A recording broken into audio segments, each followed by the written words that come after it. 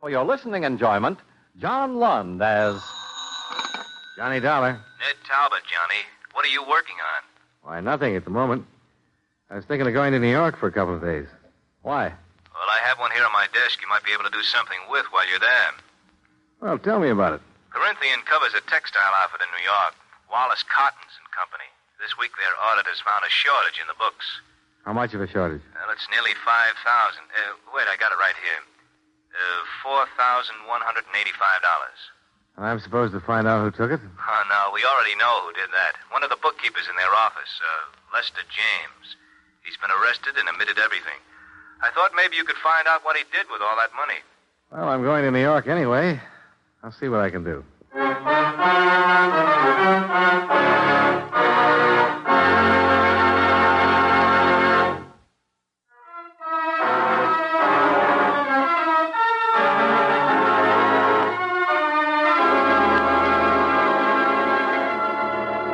Expense account submitted by Special Investigator Johnny Dollar to the Continental Adjustment Bureau, 418 Elizabeth Avenue, Hartford, Connecticut. The following is an accounting of expenditures during my investigation of the Lester James matter.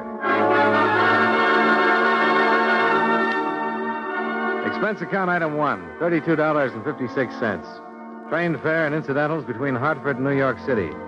After receiving from Ned Talbot the necessary information concerning the indemnity claim of Wallace Cottons and Company, Incorporated. I arrived in New York at 1:30 in the afternoon and checked in at the New Weston. Central Division told me that Lester James is being held in the 17th Precinct Jail. I went right over. Well, here you are, darling. Now what? Take it easy, James. This is Johnny Dollar. He wants to talk to you. Hello, James. Hi. I'll see you later, Dollar, huh? Yeah, thanks, Sergeant. You'll give me a yell when you finish, huh? Right. Well, what are you? Lawyer or something? Nope. I don't want a lawyer. Said somebody be around to talk to me again, but I don't want to see anybody. Why not? I just don't want to see anybody, that's all. Well, you'll have to be represented by counsel when you go into court. All right, let somebody represent me. Just a technicality anyhow. I know what'll happen in court. I've got my confession. Who are you, anyway? I'm an insurance investigator. Well, what are you doing here? It's a swell day outside. I'm trying to find out what you did with that $4,185 that you took from Wallace Cottons. Oh, that. Yeah, that. How about it, James? Isn't it enough that I'm in jail? It's enough for the police, but not for my insurance company. I don't have anything to say to you. Now, look, don't be foolish. A whole or a partial recovery will have a lot to do with what happens to you in court. I don't want to be foolish. It's just that I spent it all. Every dime of it. No way to pay it back. Spend it on what? Doesn't make any difference. Might make a lot of difference. I don't have anything to tell you. You've never been in trouble before, have you? No. They think of things like that when a man comes up for sentencing. Now, this is your first offense. I know. You trying to shield somebody, James? Why don't you go away? You been trying the market? Did you gamble with it? No, just leave me alone. I won't tell you anything, Mr. Dollar. If you bought something with it or gave it to somebody, if it can be recovered in some No, I tell you, go away, leave me alone. I'd like to, but you're a thief, James. And you're going to get what's coming to you. I can't leave you alone. Listen. Now, you listen to me. If I don't get the information I want from you, I'll get it elsewhere. I'm going to be real honest with you. Corinthian Liability wrote a blanket policy on Wallace Cottons and Company, promising to pay them in full for every loss caused by fire or theft on their premises. Now, no insurance company takes the word of some guy sitting in a jail cell where there's cash to be recovered. It's the same as stolen property. If you gave it to someone or spent it when it wasn't yours, it's still redeemable. Now, what do you have to say? Look, Mr. Dollar, this won't do you any good. I'm no low-forehead job who got caught crawling in a drugstore window. I'm a college graduate. I've been in the business world for 10 years or better. I know what I want to tell you and what I want to keep to myself. And I don't want to talk about this, do you understand? And there's no way or no person who can make me talk about it. I took the money, I admitted that. I did a bad job of it, I was caught, I've confessed, and you've got me. And that's the whole story. Okay. Have it your way, Lester. Go away. Just go away, please.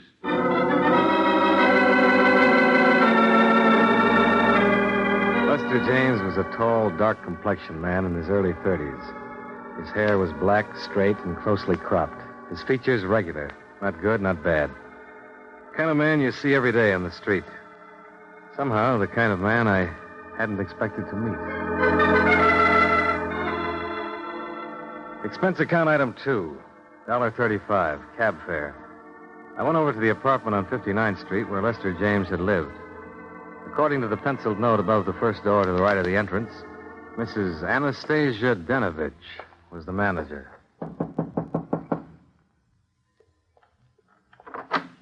Yes, what is, please? You're Mrs. Denovich? Yes, what you want, mister? I understand that Mr. Lester James lived here. Is that right? Oh, yes.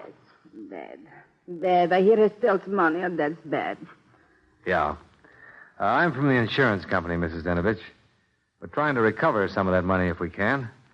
Wonder if you could help me. I fixed dinner now for my son. He's come home from work. What I do? Well, I want to know about Lester James. What is? The works, Mrs. Denovich. Did he drink? Gamble? Did he stay in nights or go out? Did he pay his rent? You're a policeman? Insurance investigator. Oh, please. Sometime else. Look, it's important now. I talked to Lester on phone. He said I don't have to answer any question. Well, you don't have to, but I'd appreciate it if you would. My son home soon. All right, mister. I know these things. You ask about men who live here. Well, look, how about his friends? Who visited them? No. I cannot say. No visitor. Oh, is he a good tenant? No trouble, like Mr. O'Sullivan on third floor, always drunk. Fine. Did you ever meet his girl? Girl? Well, sure, his girl. He has a girlfriend. No, I never see girlfriend.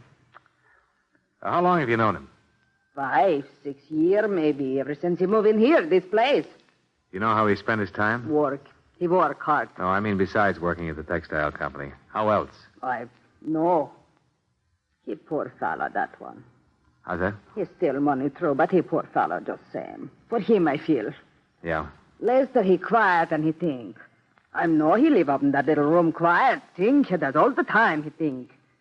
Oh, my son's dinner, please, you go now. Just a minute. I'd like to see his apartment, if I can. No matter.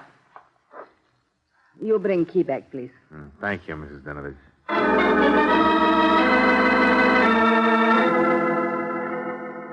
The apartment Lester James had lived in was as dismal as the neighborhood. A tiny closet kitchen, a bed that came out of the wall, and a pair of grimy windows that looked across the court into another pair of equally grimy windows.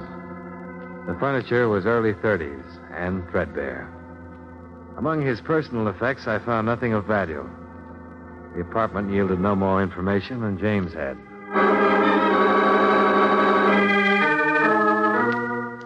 Expense account item 3, $1.95, dinner. I had it in a neighborhood restaurant called the 59er, a place where, I learned, Lester James had frequently eaten. The restaurant manager remembered him and liked him. A woman who ran a bakery shop across the street told me how he'd come back from the war in 1946 and had worn his uniform for a month until he got a job and could buy some civilian clothes. All in all, I was getting a composite picture of Lester James that didn't look quite right. Whatever he was to the people who knew him casually, he wasn't a man who ever had any money to spend.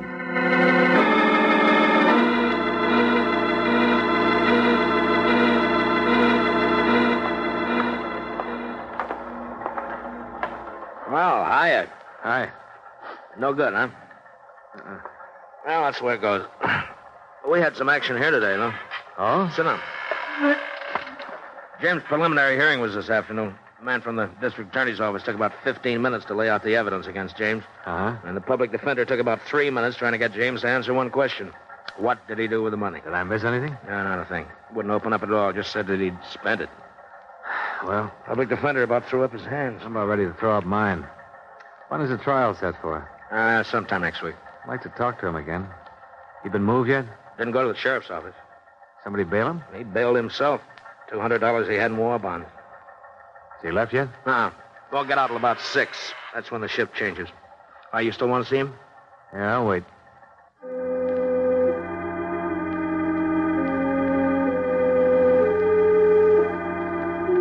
later, when Lester James emerged from the doorway and turned right, I followed him, about a half a block behind. When he caught a cab and headed uptown, I caught one, stayed right with him. When he got out at the Empress Theater and walked around to the stage door, I was standing at the alley entrance. 10 minutes later, he came out and hailed a cab. Once more, I followed. This time, he went back to his apartment on 59th Street. I waited 15 minutes before I went in.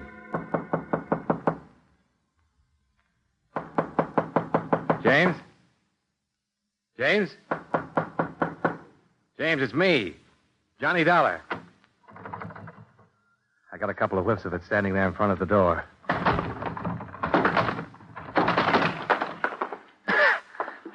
The room was acrid, stinging with gas fumes, and Lester James was stretched out on the floor of his 6-foot kitchen.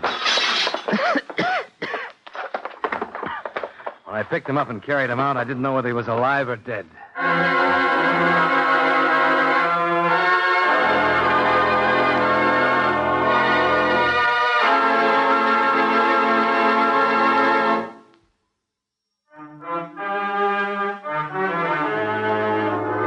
And now, with our star, John Lund, we bring you the second act of Yours Truly, Johnny Dollar.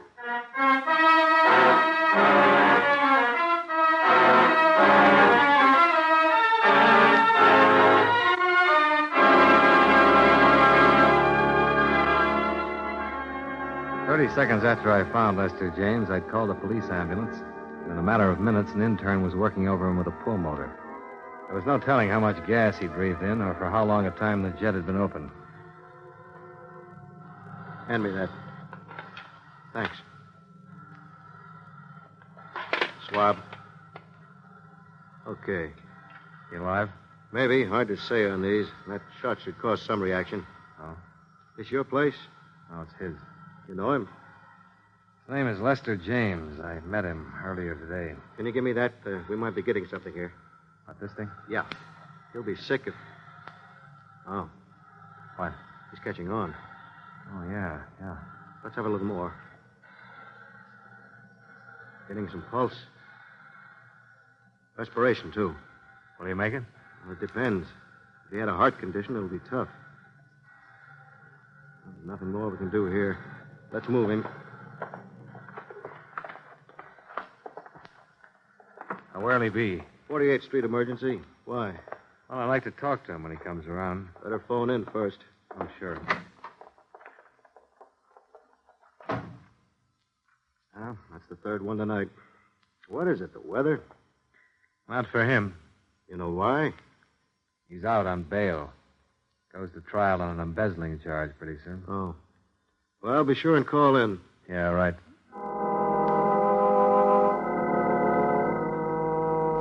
The investigating officers questioned me regarding the circumstances of Lester James's attempted suicide. I told them what had happened and gave them my business address for reference. After that, I went back to my hotel and had dinner. Then I went over to the Empress Theater. A musical show was playing there, and it had just finished. I didn't quite get that, mister. $1. Oh, Mr. Dollar, what can I do for you, sir? Between 6:30 and 7 o'clock tonight, a man came here to the stage entrance and talked to you. A lot of people talk to me here. What man? His name was Lester James. No, I don't remember no Lester James. Maybe he didn't give you his name. You come here to see somebody? Is that it? He might have, I don't know. He's about 5'11", weighs 175 or 80. Didn't have any hat on, raincoat. Dark man. You remember him? Oh, yes, of course. Him, yes. You remember him? Oh, sure, yeah. He's been around a lot of times, Lester James. I didn't even recognize that name at first. Would you mind telling me what he was doing here? Well, he comes here to see Margie Cook. That his girlfriend? Oh, no, I don't think so. She never sees him when he asks. Who's Margie Cook? She sings here. You ever seen them together? Well, don't know. I've never seen them together. Is she still here? What's that? I'd like to talk to her. Is she still here? Oh, no, Margie left. She finishes in the second act. Could you tell me where she lives? Oh, no, I'm sorry. I can't tell you that. Well, where can I phone her? Well, I just can't tell you that either. Look, would you do me a favor? Well, if I can, what is it? Would you telephone her and tell her my business and ask her if she'd see me? Well, I suppose I can do that, all right, Mr. Dollar. Take a chair right there. I'll just see what I can do for you.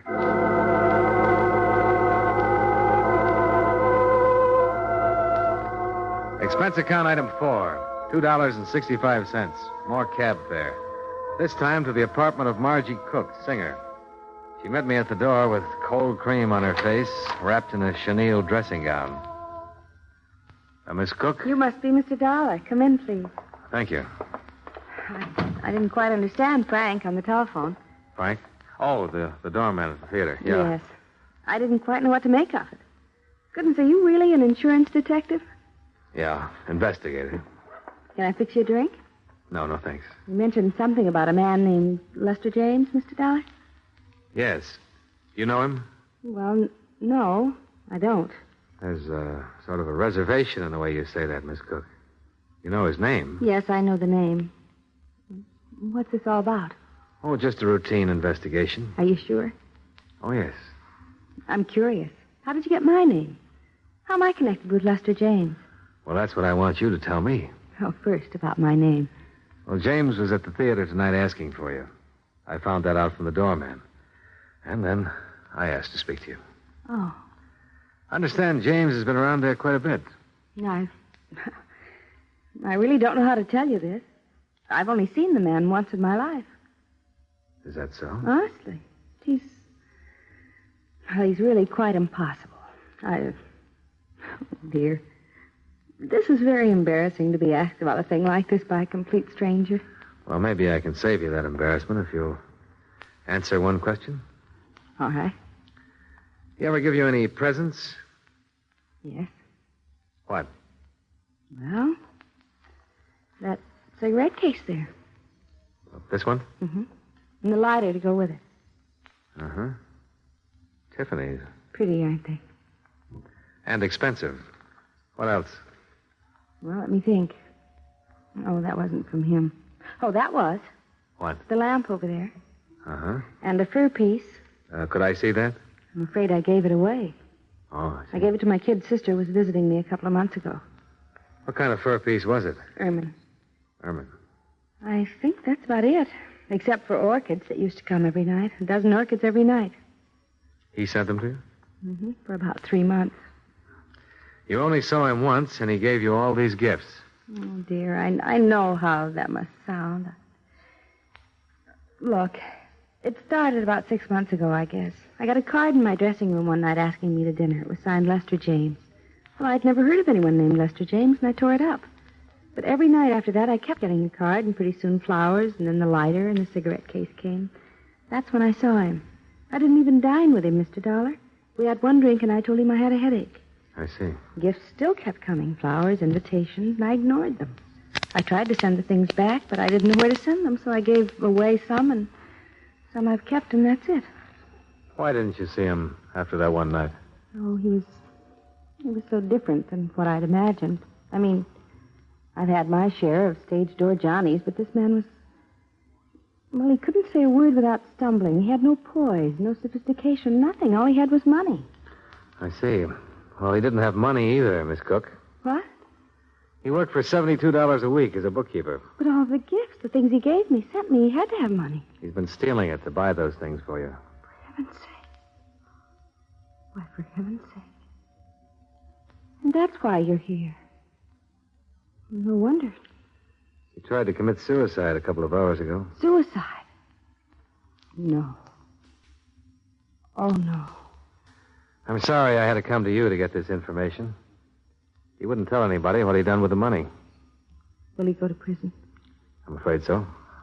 Oh, but we had nothing. He was just a name to me. Well, apparently, you were something more to him.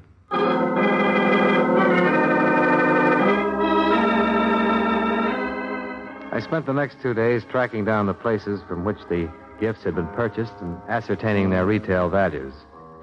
Totaled $2,780. I also learned from Margie Cook that Lester James had made appointments to meet her at various times at different expensive restaurants around town. She had never once kept any of these appointments. A check with the Waldorf, 21, the Stork, and several other places revealed that James had always made elaborate arrangements to entertain her. His restaurant bills, which were paid, came to $835. The florist bill, $680, Total, $4,295.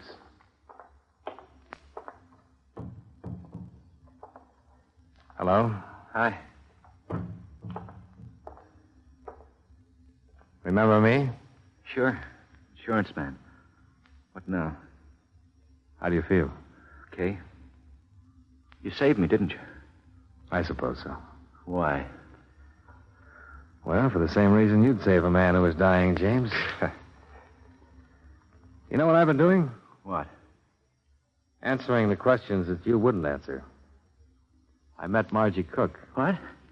My job, I had to. Listen, you had no right to go to her. You had no right. Look, it's the company's money you were spending on her. I had every right. Unpleasant as it may be. And she knows all about me? Yep. We took back all the things you gave her. You dirty scum. Look, don't get mad at me. Get mad at yourself. I didn't steal the money. You did. Why didn't you leave it alone? What difference does the money make to you? Nothing to me. What do you want now? Well, I didn't get all of it traced down. There's still $410 I'm worried about. Yeah. Here. I've got this much. Yeah. Can you remember what you did with the rest of it? Pretty thorough, aren't you? I try to be. Well? Oh, come on, Lester. We've got most of it. What difference does it make now? You and your money. That's all it is to you. Dollars and cents. Dollars and cents that were stolen. Remember that. What did you do? See her on the stage one night? No. She was in the office. Office? Your office? Yes. Some fashion convention about 6 months ago. She was modeling some of our fabrics for them. The publicity people brought her over.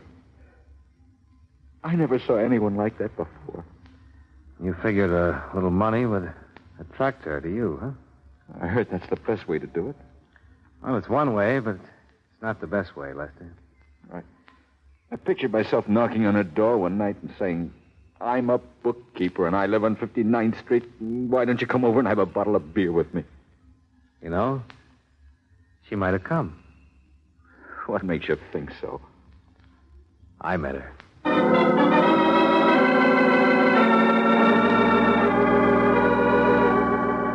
Up until the time I talked with Lester James in the emergency hospital, I had my doubts about love at first sight. But after I talked to him, I was convinced that it could and did happen. To him. I was sorry that he didn't know quite how to handle it.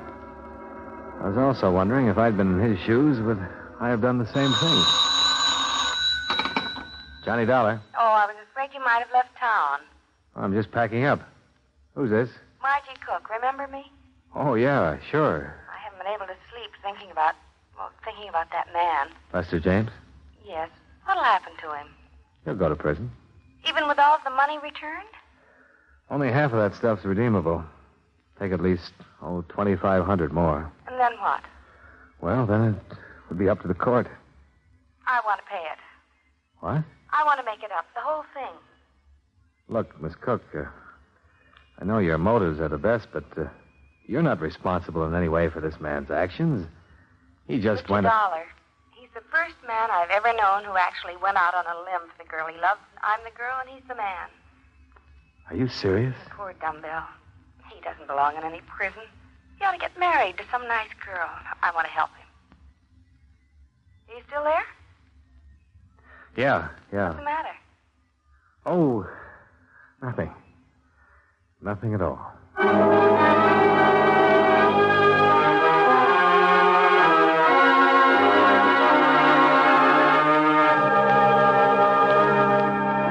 Expense account item 5, $28, hotel. Item 6, $37, meals. Item 7, $15.15, miscellaneous. Item 8, same as 1, transportation back home. Total, $151.22. Remarks, James comes to trial next week. In view of Margie Cook's paying back the money he stole, James just might get a suspended sentence. But, as always, that's up to the court. Yours truly, Johnny Dollar.